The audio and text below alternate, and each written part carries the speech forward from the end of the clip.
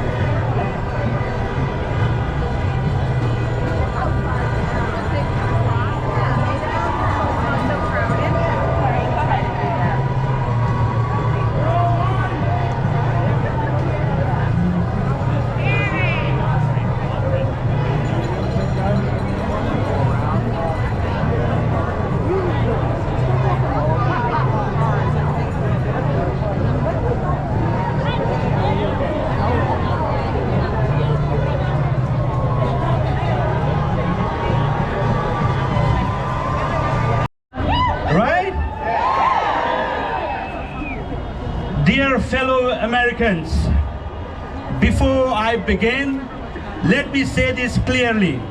I am a proud, naturalized American citizen.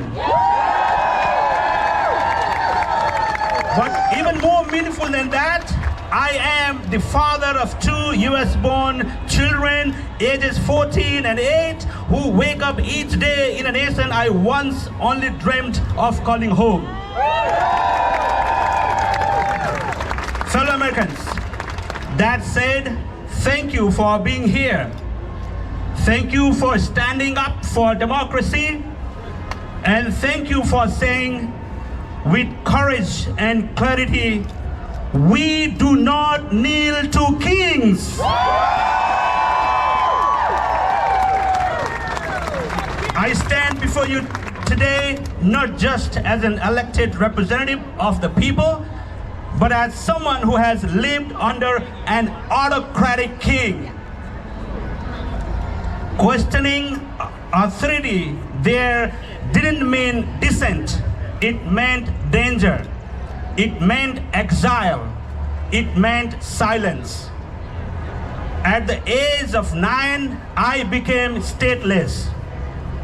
My family, along with over 100,000 others, was stripped of citizenship by royal decree. That regime burned our house, criminalized our cultural identity, and erased our voices from public life. We were targeted not for what we had done, but for who we were.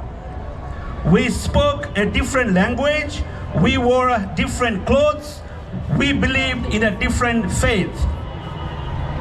Bhutan's government passed a one nation, one people policy that stripped us of our identity, and a nationality law that redefined citizenship to fit one ethnic ideal, the king's ideal.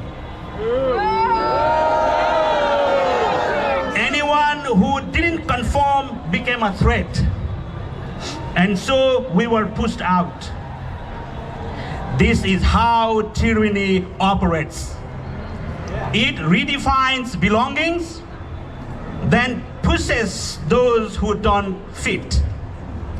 And today, in America, I am alarmed to see the same warning signs here in the land that gave me refuge, the United States of America. Under Trump's administration, we saw immigrants demonized, communities torn apart, and legal residents deported without trial or recourse.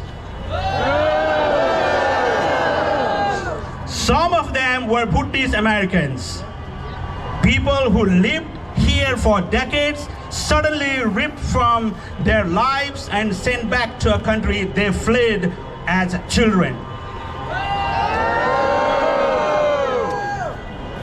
They came here legally through the U.S. Refugee Resettlement Program. They followed every rule, built new lives, and believed in the promise of America. And now they have been deported to a country they don't know. Bhutan expelled them once, now they have disappeared again, this time under the watch of the U.S. government. Their wives, children, and parents are still searching for them. Imagine how it feels when a child doesn't see their dad at bedtime or at the dinner table, confused, heartbroken, wondering why America let him vanish. America was their only hope, and it turned its back on them. Here's the thing, Trump may not wear a crown, but he acts like a king. I am not saying this lightly. I say this because I have faced one back home. His policies targeting immigrants, attacking the free press, undermining elections, threatening political opponents. These are not acts of patriotism. They are clear signs of authoritarianism, yes. Exactly. And when he says, I will be your retribution, when Trump vows to use the presidency to punish his enemies, we must understand that this is not the language of a democratic leader. This is the language of a monarch in waiting. The way Trump forcibly deployed the US National Guards and Marines onto the streets of Los Angeles is a classic tactic used by dictators to test the waters before centralizing power.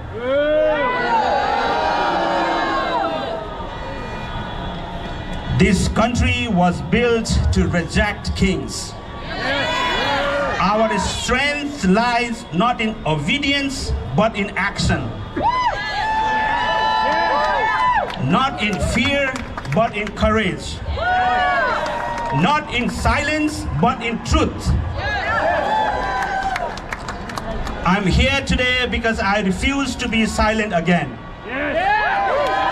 I will not fight.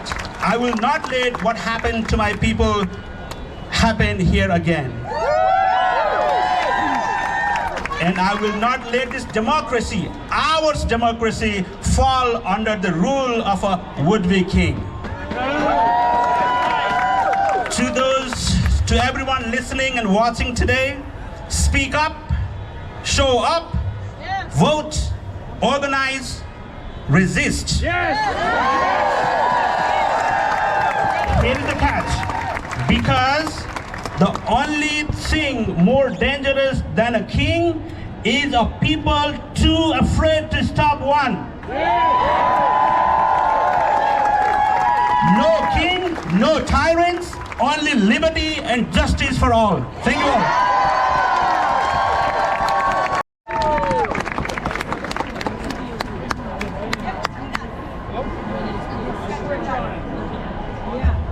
There we go. I guess here we are.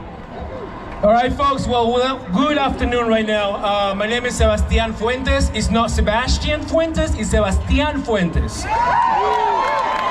I just want to let you guys know one thing. I know the title, political director for the party, is fine and great. But one thing you guys need to know too, that at some point in my life, I was an undocumented immigrant. At some point in my life, I was a homeless resident up in the North Country. But somebody for the beautiful state of New Hampshire gave me an opportunity. And because of that opportunity, is that I'm able to stand right in front of you to talk to you right now. It is because of that opportunity that I'm able to raise my 5 children in the beautiful North Country. And it is because of that opportunity that I'm here to tell you that we gotta stop this shit. Now, folks, we're standing on the edge of a moment that is gonna define us. This is no longer the first Trump administration. This is Trump number 2, and it's getting worse. The second chapter is a nightmare. Now, tyranny doesn't always arrive with tanks on the streets. Sometimes it comes dressed in suits, passing laws that silence our voices, stripping away our rights, gutting our schools, and criminalizing our neighbors, people that look like me, and crushing the working class under the weight of greed and fear. But folks, here's the truth they don't want you to hear. There's something that they don't want you to hear. We are not powerless, we are not voiceless, and we are not alone.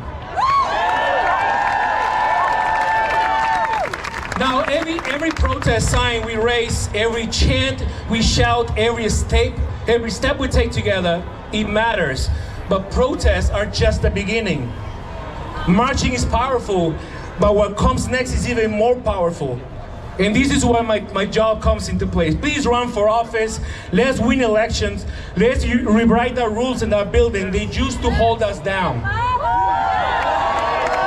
So I'm here to ask you not just to fight back, but to step up. run for a school board, run for city council, run for a state house. Please run for something. Run not because it's easy, but because you're sick and tired of waiting for someone else to fix it for you. Now, you have felt the pain. I have felt the pain myself. I have been told many times that I need to get the hell out of this state. But guess what? I ain't going nowhere. But I hope you guys are with me on this.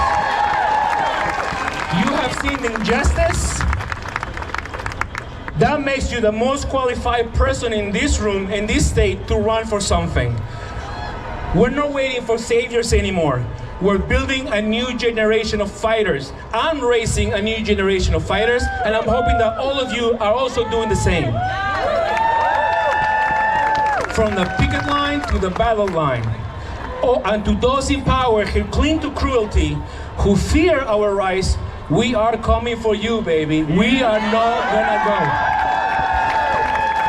So here I'm asking you guys, lift up our heads and clench your fist. Stand in power, because protest without action is just a moment. But protest with a plan is a freaking revolution, folks. Thank you so much. Let's give it up for Sebastian Fuentes. All right, up next we have Faisal Khan coming to the stage. He is from Carolina Peace Center, human rights and immigrant advocate from Washington, D.C. Let's give it up. This is national representation here.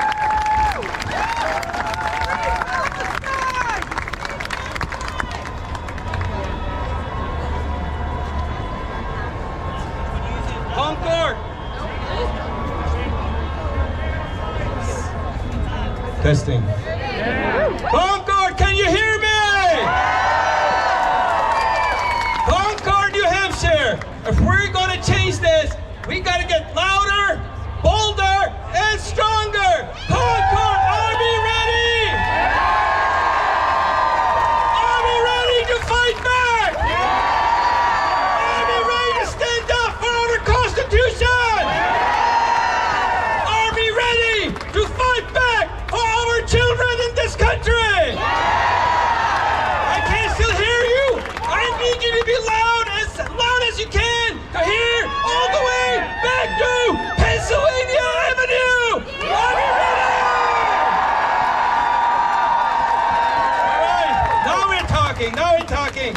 Thank you, my friends. It's been an honor and privilege to be invited here. Thank you to the organizers and the volunteers and the elders and the youth and to every soul who showed up, not just here in New Hampshire, but over 2,000 cities across the United States protesting right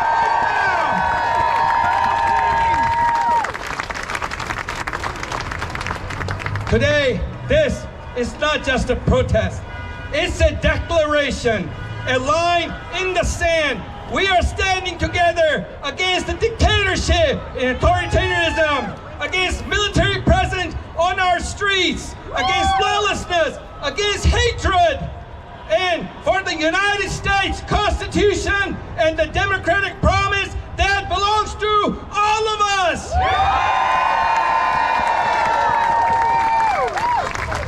So what is the United States Constitution? It is not just a document reserved for the privileged few. It is not a tool for the wealthy. It's not a document for few well-connected, privileged corporates. It's a constitutional document that protects the individual rights regardless of immigration status, race, gender, sexual orientation, faith, or class. It guarantees freedom of speech, due process, equal protection under the law. And today we come together and today we say those rights are not negotiable. But across this country, we are watching these rights unravel. Immigrants, mostly from black and brown backgrounds, and students are being arrested in broad daylight, taken from courthouses, schools, hospitals, homes, ICE raids have turned into kidnappings. There is no due process. Judges are issuing orders, and those orders are being ignored by the Trump administration. We are seeing a creeping lawlessness wrapped in the language of security. Shame! This is what authoritarianism looks like. This is not a speculation. This is not a warning about a distant future. It's already here. Just like Mahmoud Khalil, a Palestinian student, a green card holder, a scholar at Columbia University, was arrested and detained over 3 months ago for simply protesting and exercising his First Amendment right. He is still sitting in a jail and not able to hold his firstborn child. Meanwhile, if you remember, these white supremacists with torches and anti-Jewish slogans were marching freely in places like Charlottesville a few years ago. And we all remember what Trump said. Quote, he said, "Very fine people on both sides." That was his quote. Shame on him. So let's be very clear. Who is the real threat to our democracy? I have been warning about this since 2015. I stood inside Trump rallies in 2015 and 16, protested peacefully, and wrote about the rise of white nationalism and the dangerous consolidation of power. I said then what I say now. This isn't about immigrants. This is about all of us. Because when fascism comes, it doesn't stop at the border. And I want to share something very personal here today. I've been very fortunate in my life, fortunate to travel across the country in many parts of the world. I have met kind, generous, and loving people from all backgrounds and all ethnicities and religious backgrounds and non-religious backgrounds. I have been welcomed to their homes, broke bread with them. They treated me like family regardless of my background, my faith, or my name. These moments have been some of the most meaningful in my life. These moments have been some of the most important to my life. And this is what I want for all of us, for you, for me, for everybody across this country, to remember and never forget, this is what makes this country great. Even with our dark and painful history, and we must acknowledge that, the brutal legacy of slavery, the genocide of Native people, there has always been another current running through the veins of this nation. The current of good people. People like you, people who come on this rainy, dark day, like in the cities across this country, because they believe in something better, something more human, something more beautiful. And that beauty lies in how we care for each other, how we stand for one another, not just when it's easy or convenient, but especially when it's hard, like now.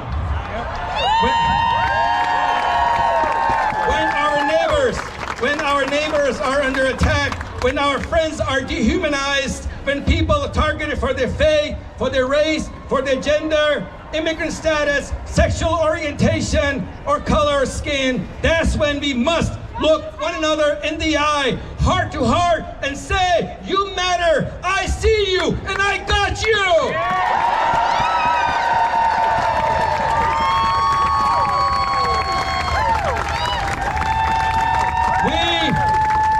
We're not a melted pot, and I've said this so many times.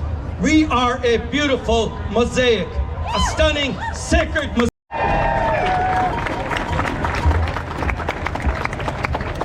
Thank you, Victoria, my friend, and thank you to the organizers at 5051. Good afternoon, everyone. My name is Ed Taylor. I'm the organizing director at the ACLU of New Hampshire, and I am profoundly concerned by the Trump administration's continued threats to the foundation of our democracy. On June 8th, 2025, President Trump federalized at least 2,000 National Guard troops and dispatched them into Los Angeles in response to peaceful immigration protests. This, my friends, marked the first such presidential deployment into a state without the gubernatorial consent since LBJ in 1965. This is completely unnecessary, deeply inflammatory, and a dangerous overreach of executive power. Local law enforcement, including the LAPD, confirmed that the protests were peaceful and commended participants responsibly exercising their First Amendment rights. And to make no mistake, it doesn't end with Los Angeles. The administration signaled that military intervention could follow in other cities protesting ICE raids on similar policies. It is unprecedented that this attempt to grant the executive a blank check to suppress dissent. Deploying federal troops into a state without congressional authorization or the governor's consent raises grave constitutional concerns. California successfully sued, arguing that the move violated the 10th Amendment, the Insurrection Act, and a plethora of other acts, and the federal judge even issued a temporary restraining order. This legal back and forth, however, is not what I'm here to tell you today. The legal back and forth underscores the serious risk to both civilians' rights and military personnel, whose commands now edge into murky constitutional territory. And granted staters, all of you, my friends and colleagues, are not blind. You understand the danger, and that's why we're showing up today. The people of Conway will not stand for it. The people of Dover will not stand for it. The people of Keene will not stand for it. The people of Lebanon will not stand for it. And we, the people here in Concord, will not stand for it.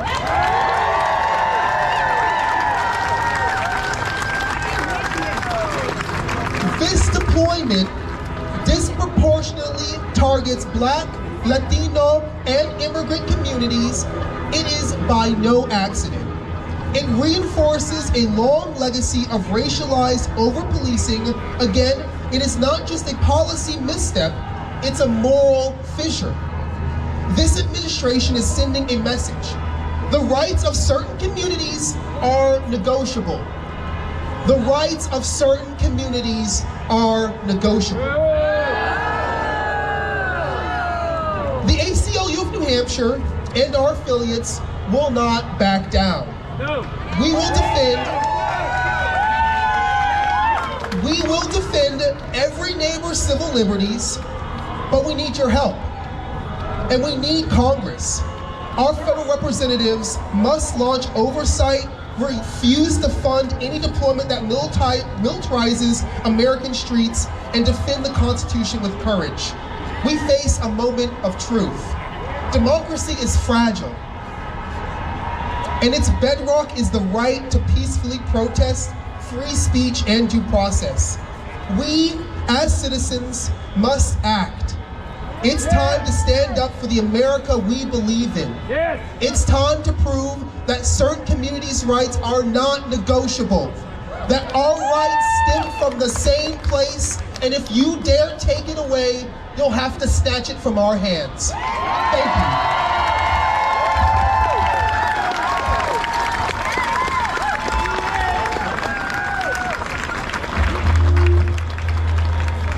All right, I have to get away from the speaker. We have an announcement to make, so I'm going to invite our next.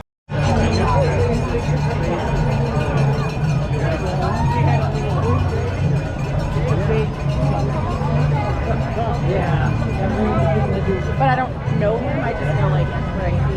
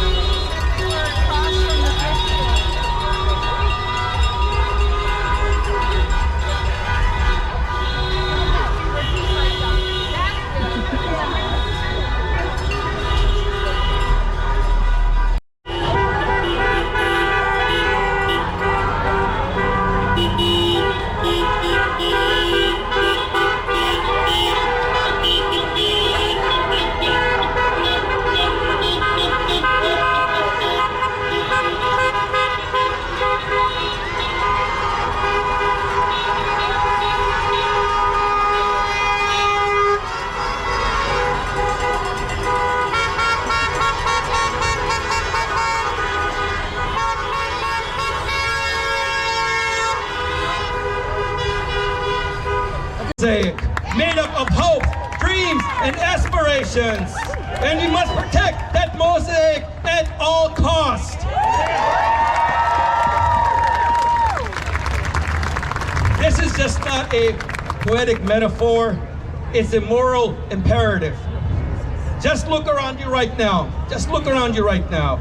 We are not all the same. We don't need to be. We are different in colors, different in genders, different backgrounds, different beliefs.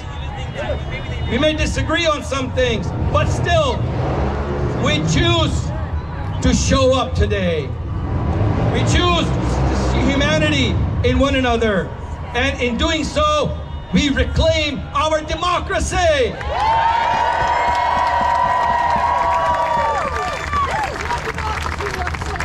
And we cannot just gather here today and then go home. Post a picture on our social media and forget about the day. We must transform this energy into real, tangible, consistent work. Support grassroots organization doing the hard work. Run for public offices, even if it scares you. Go to your PTA meetings. Speak up at the city council. Write op-eds. Challenge disinformation. Elect leaders who haven't sold their souls to corporate PACs or billionaires. Elect women and men who care about people in your communities, working 2 or 3 jobs, trying to make rent, feed their kids, and live with dignity. And let's be very clear. I think right now we must all agree, and I think we will all agree, it's time that United States of America elect a woman president in 2028.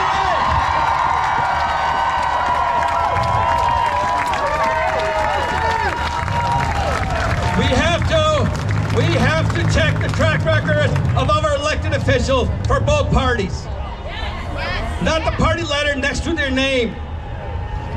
That means Democrats, Republicans, Independent, all of them. Because performative politics is killing this country. Slogans are saving lives. Real leadership is, and we need real moral leaders and moral clarity.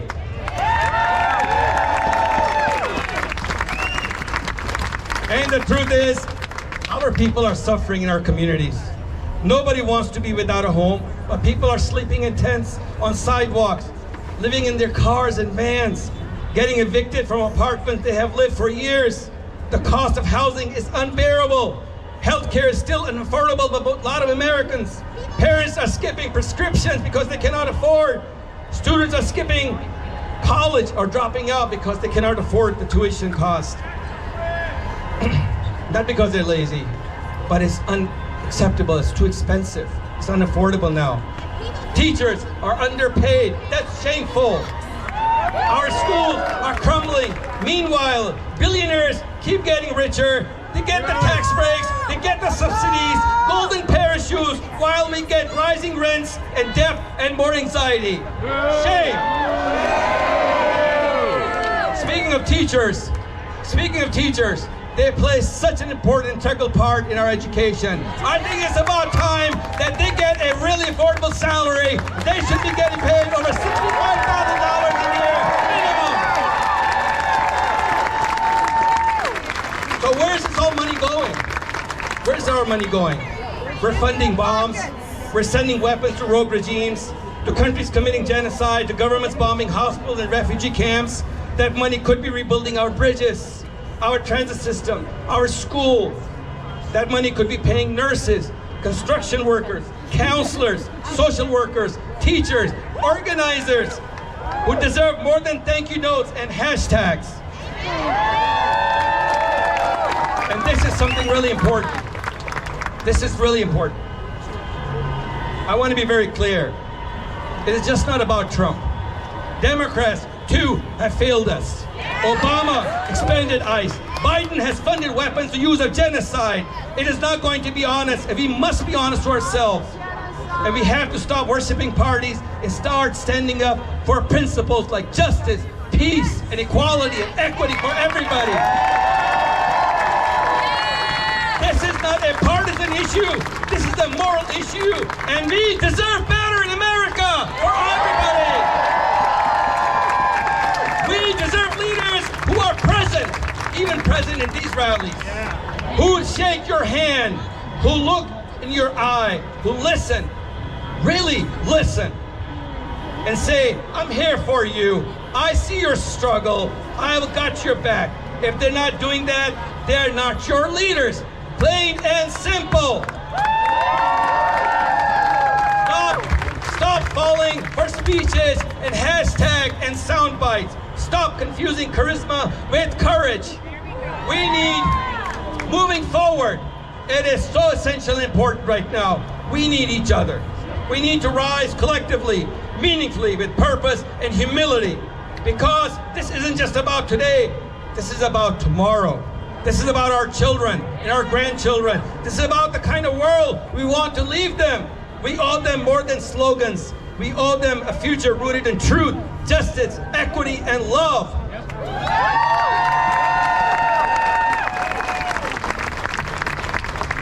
And here's the truth I have come to understand, deep in my bones. We cannot do this work alone. We cannot. We're not meant to. We need each other. We need to stand shoulder to shoulder, hands to hand. We need to support each other. I know this fight is hard, and it is hard, and it's going to get harder. Be prepared. Yes, it is overwhelming, stressful. A lot of us are losing hope. A lot of us are losing sleep. But there's also light. There's connection. There's something profoundly sacred about standing beside people, sometimes even strangers, who share your values, your grief, and your determination. That is what real solidarity looks like. Not performance, not branding, not selective outrage, but showing up over and over again with courage, with humility, with love. In this time of great loss of trust, loss of innocence, of illusion, we're also gaining something. And stay focused on that, what we're gaining. We're building new relationships, new trust, new movements rooted in convenience. Rooted not in convenience, but in conviction. We are evolving. We are evolving right now because life is not meant to stay still. It is a movement. It is a growth. It is a regeneration of cells and souls and systems. Even our own bodies transform every few years. Change is not something to fear. It is something to embrace, to guide, to shape. We are shaping this moment right now, collectively, together, as we are doing it right now, at this moment, in New Hampshire and all across the country.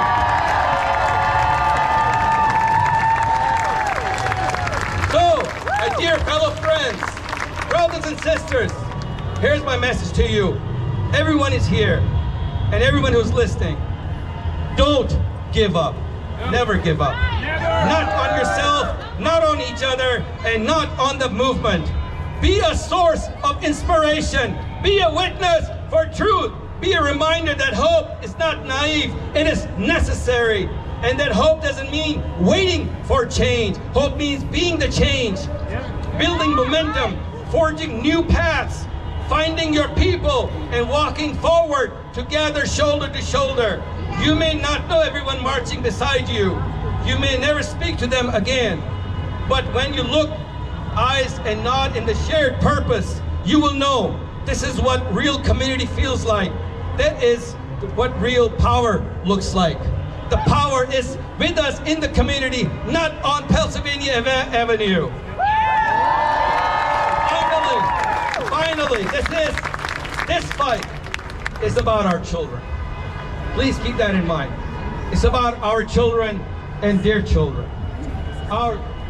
What kind of country will they inherit if we stay quiet right now, stay silent and complacent? No. So we must build new movements rooted in honesty, not in optics, in courage, not in convenience. We don't need perfection. We need conviction. We need to hold each other emotionally, spiritually, politically, and help each other grow. Hope is not passive. Hope is not passive. Hope is action. And hope is rising as I speak right now all across America. Now, I must say this because I've been very involved in this work.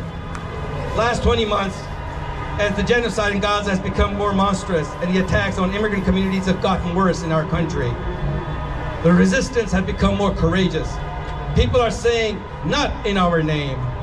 More people, Muslim, Christians, Jewish, secular, black, brown, white, people from LGBT communities, people from immigrant community are speaking out and rising up. So keep going, keep marching, keep building, forge new bonds, stand with those who show up, not in words, but in action.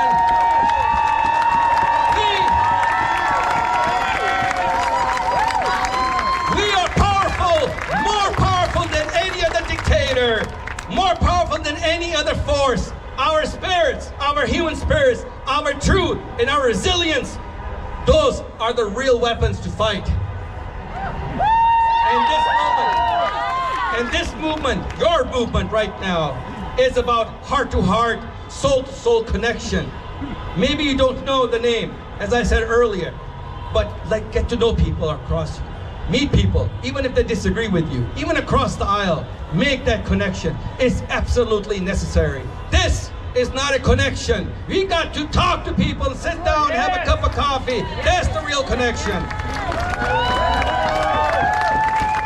This is a moment for courage, a moment for clarity, and a moment for compassion.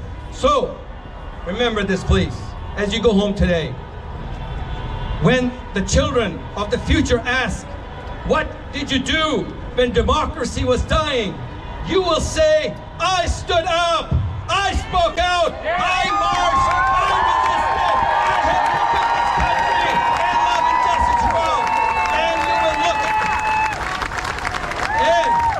And then one day, you will look them in the eyes with no shame, only pride. Never ever give up. Keep fighting the good fight. Thank you very much.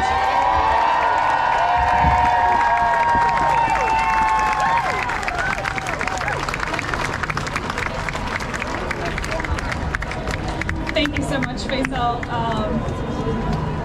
Your words are always so powerful, and I really appreciate you being here and all the work you've been doing for years.